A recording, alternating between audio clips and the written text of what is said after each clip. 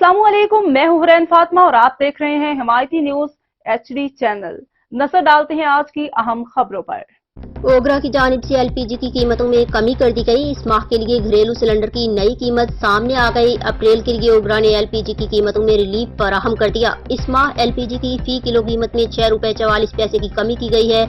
आवाम के लिए घरेलू सिलेंडर की कीमत में 76 रुपए 9 पैसे कमी की गई है। अप्रैल के लिए फी किलोग्राम एलपीजी की कीमत 250 रुपए 34 पैसे मुकर्रर की गई है। मार्च में एलपीजी की कीमत 256 रुपए 78 पैसे थी। घरेलू सिलेंडर जिसकी कीमत इससे कबल 3030 रुपए 12 पैसे थी, अब कम होकर इस सिलेंडर की कीमत 2954.03 रुपए हो गई है।